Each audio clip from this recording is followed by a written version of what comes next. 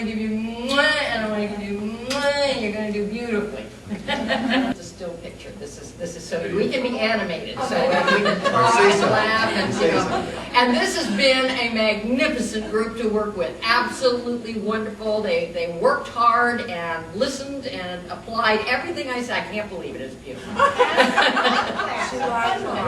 Yeah, it's been a lot of fun. An absolute joy. And you are the greatest. Thank you. Okay.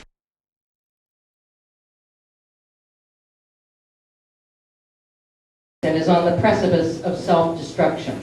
He is sharing his perceptions of the world with a trusted co-worker, John.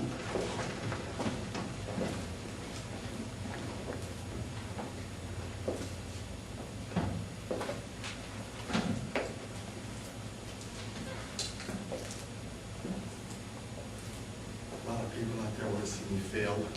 A lot of haters out there. And I won't lie, it hurts. It hurts deep. But you know something? I got too much passion in my heart and too much love in my soul. And the people that do believe in me, I do it for them. Last thing I ever want to do is let my loved ones down. Whenever I think about giving up, I see their faces. That's my true inspiration. That's my real inspiration. Oh, I get inspired by other things like nature. I even get inspired by the haters. But it all comes down to wanting to do something worthwhile on this planet before I'm gone.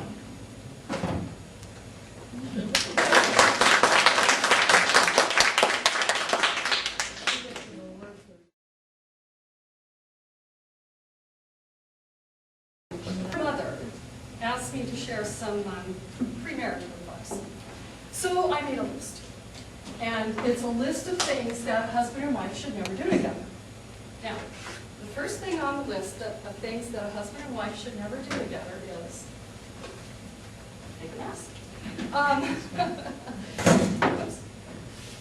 Oh, yes. Take a shower.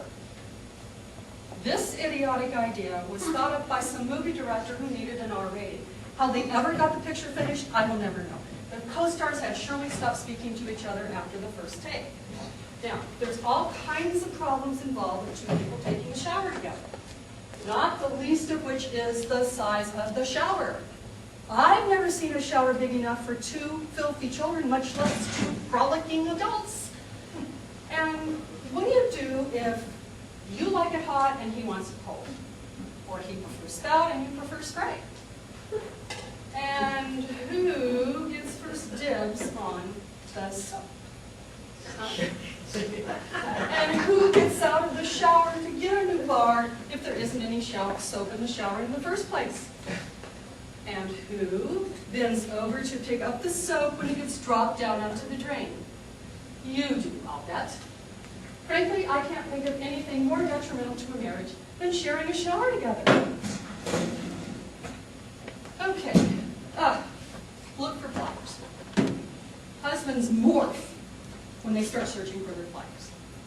Even before opening the tool chest, they assume, usually correctly, that the pliers will be missing. The most gentle of husbands turns into a raving madman the moment his pliers take power. And accusations are always thrown at the nearest suspect, who for some dumb reason feels obligated to help her husband in the search.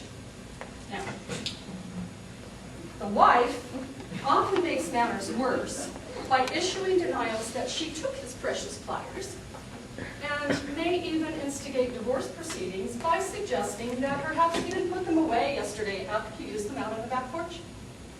If in fact the pliers are found out on the back porch, you are all done. The solution here is to let him look for the darn things all by himself. Then when he finds them, he can lie about it, claim they were in the kitchen drawer where you undoubtedly put them in hedges. Oh, my favorite, cleaning out closets and cabinets. If you insist on cleaning out closets and cabinets, fortunately, modern married couples, they're learning how to put off this task indefinitely, if not permanently. Always assign his and hers cabinets. And never, ever watch what the other's discarding. He will want to save everything you throw away, and you cannot do without the things that he calls trash. Awful arguments can ensue over such ridiculous items as his fraternity beer mugs, or such cherished treasures as your high school prom program. Better to leave everything as is, and when the closets and cabinets get too crowded, move.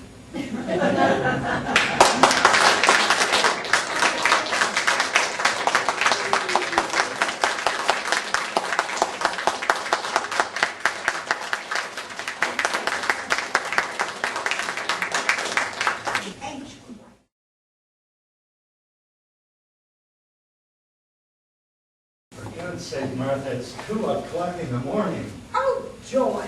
Well, I'm sorry, but, you know, I'm through. What a clock. What clock you are. It's late. It's late, you know. Well, what a dump. Hey, what's that from, what a dump? How would I know what that's from? Oh, come on, you know what it's from. What's what from? I just did it. I just told you. Huh. What a dump.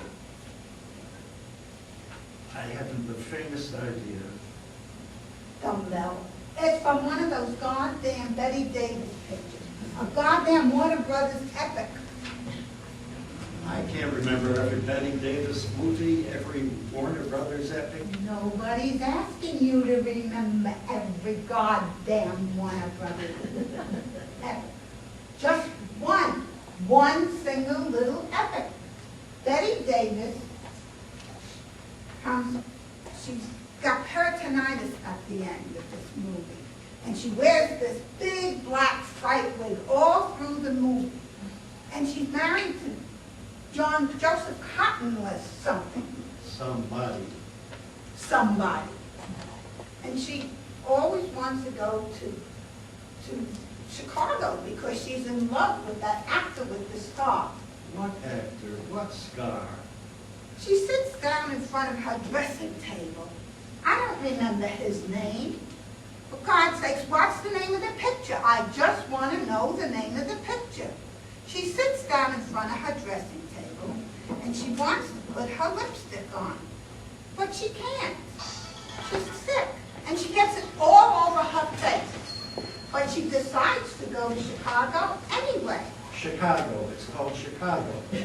What is? The picture. It's called Chicago. Good grief. Don't you know anything?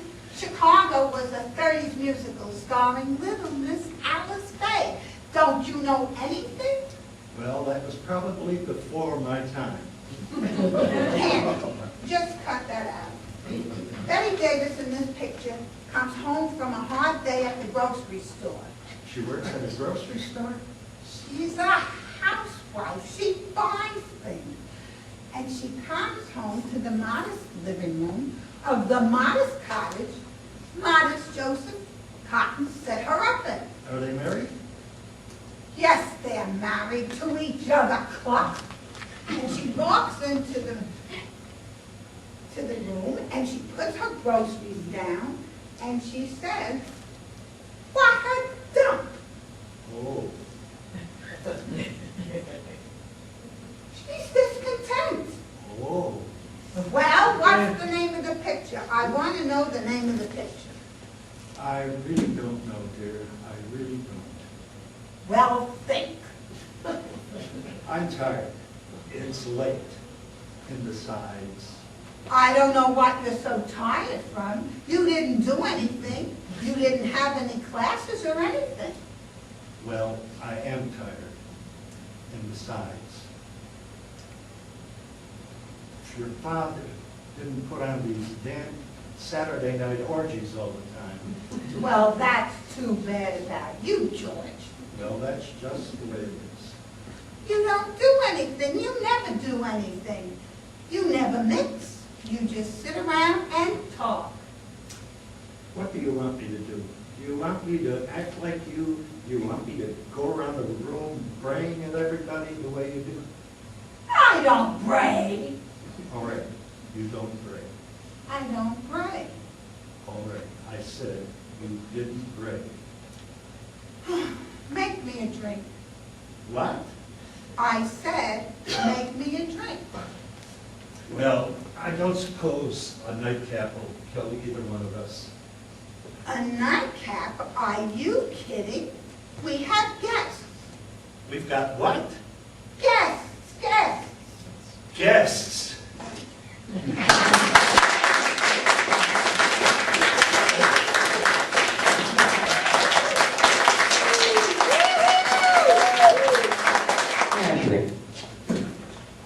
This scene takes place after Amanda, Laura's mother, has discovered that Laura has not been going to the business school she was to be attending. Deception. Lies. Deception. What are we gonna do? What's the future for us? I'm just so confused in my life right now. Laura, I thought that you were an adult, but apparently I was mistaken. I didn't go to the DAR meeting today, Laura. Instead, I went to the Rubicon Business College to find out how you were doing down there. Well, I introduced myself to your typing instructors as your mother.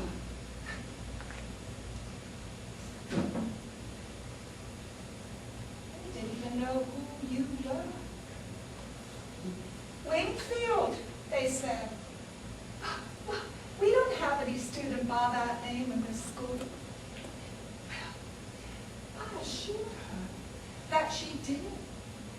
I said that you've been going to school every day for the past 6 weeks. I wonder, she said, if you could be talking about that terribly shy little girl who dropped out of school after only a few days' attendance. Oh no, I said.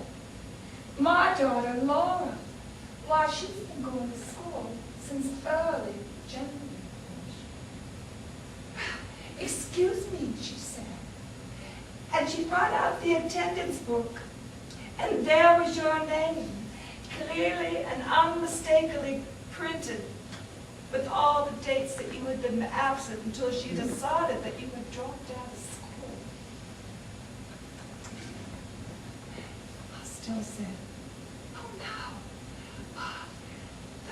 there must be a mistake or a mix-up in the records. And she said, oh no, well, I remember her perfectly well now. Well, she was that very shy little girl. Her hands shook so she could hardly even touch the keys on the typewriter. By the first day that we gave her a speed test, she'd almost lost complete control. Her stomach hurt so badly that we had to carry her out to the washroom.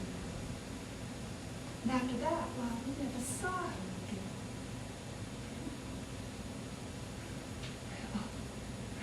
I was shocked. I could hardly even stand on my feet. I had to find a hole in the ground where I wanted to bury myself forever. I could hardly even stand up. I had to sit down while they brought me a glass of water.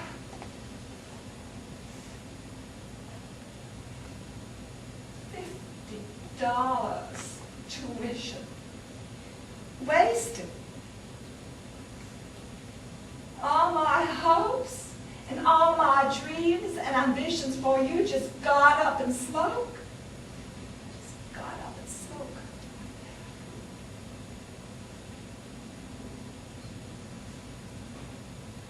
So what are we going to do for the rest of our lives? sit here and watch the parades go by? Amuse ourselves with the glass menagerie? Eternally play those worn-out old records your father left as a painful reminder of him?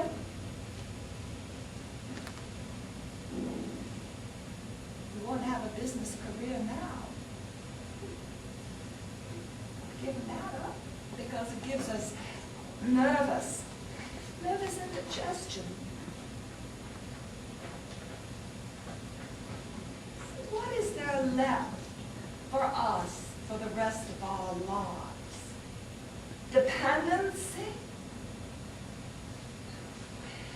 Oh, Laura, I know so well what happens to women, unmarried women who aren't prepared to occupy a position in the world.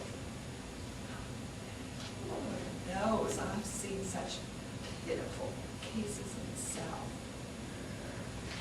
Barely tolerated spinsters, living on the grudging patronage of sister's husband or brother's wife, living in some little mousetrap of a room, encouraged by one in-law to visit another.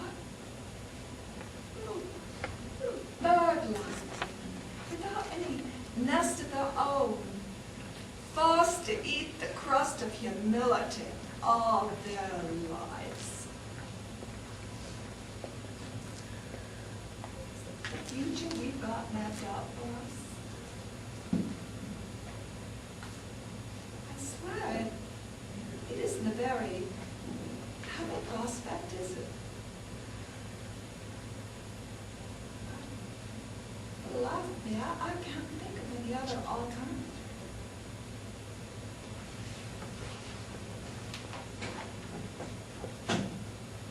But of course, dear,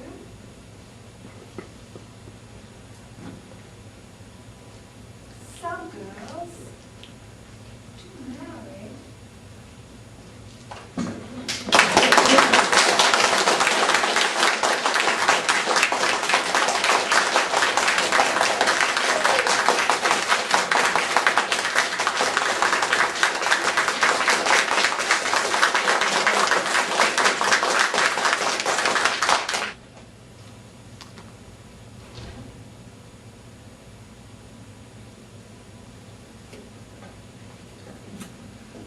All the world's a stage. And all the men and women merely players. We all have our entrances. We all have our exits. And one man in his time plays many parts. The axe being the 7 ages.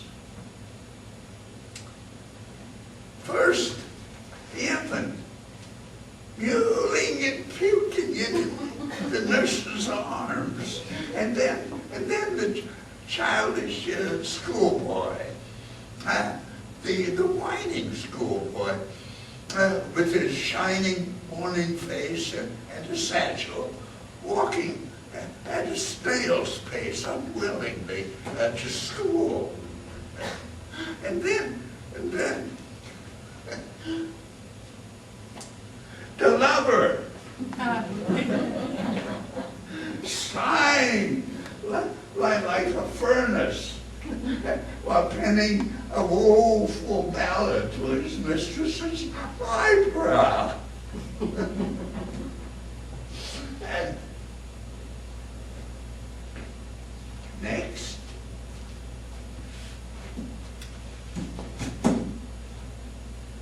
the soldier,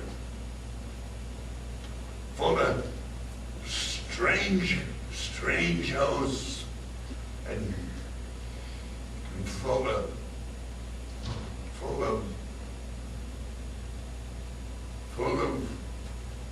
many oaths and bearded like the bard, and jealous in honor. Sudden and quick to quarrel. Hey-ya!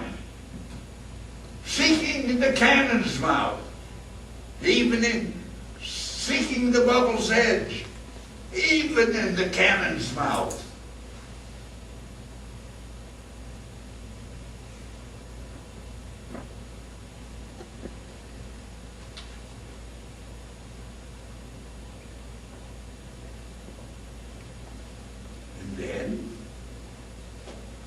And then the justice with fair round belly, capon line, severe of eye, and beard, formal cut, and full of wise saws and modern instances. And so he plays his part. And next is the lean and slippered pantaloon with spectacles on nose and out on side, and his youthful hose well saved, and a world too wide for its shrunken shanks. And so he plays his part, and the last scene of all in this strange, eventful journey. Oh, I forgot. The lean and slippered pantaloon ends up his voice, his once manly voice, now a childish treble with bells and whistles in the sound. And now the last scene of all in the strange, eventful journey is second childishness. And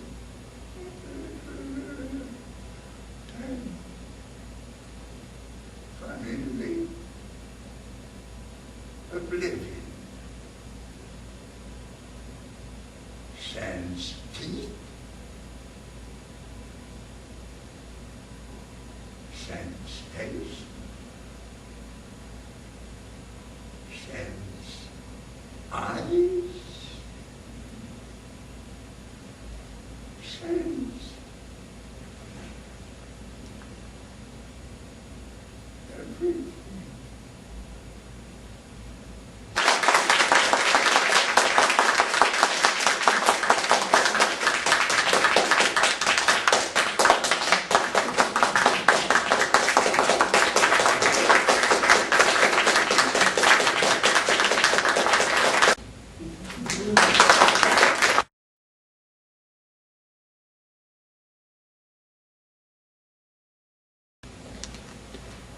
I don't want love, because for years I've only known the humiliation of it. I loved my husband desperately, and he ended up killing himself with drink and gambling, and left me with nothing apart from death. We were married for 12 years. Everyone told me I shouldn't marry him. I would have married him if he hadn't just said. He was such fun. We had lots of friends, and we were terribly in love. But in the end, he was bankrupt and had no friends, except the riffraff that sponged off of him and bled him to death, and the women who went out and got blind drunk with him. I preferred it that way. Oh, at first I was terribly jealous and very upset.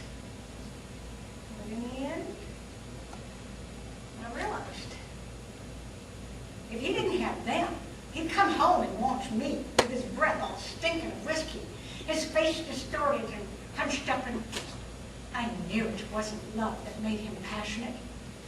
Just drink. Me or another woman, it made no difference. And his kisses made me feel sick.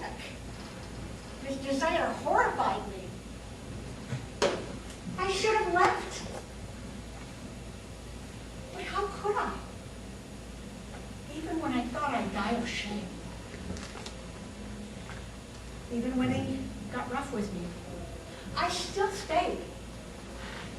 How could I leave when I knew I was the only link standing between him and absolute ruin?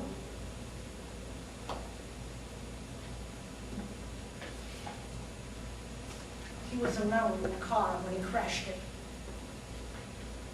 Thank God. He was going 60 miles an hour on a slippery road and went straight into a tree.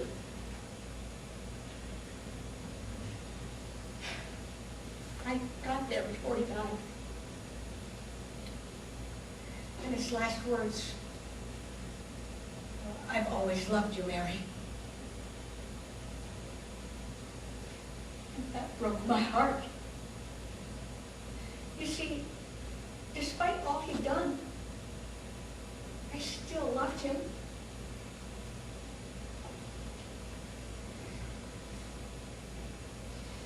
Well, you certainly got more than you bargained for when you brought me up here, didn't you? You know what I'd love? A cup of coffee.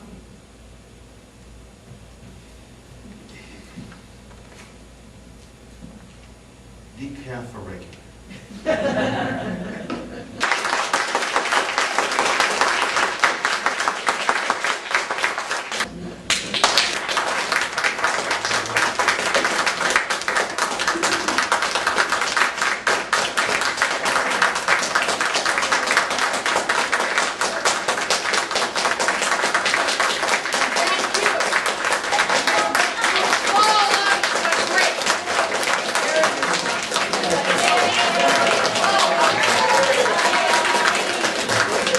Customary to thank the director.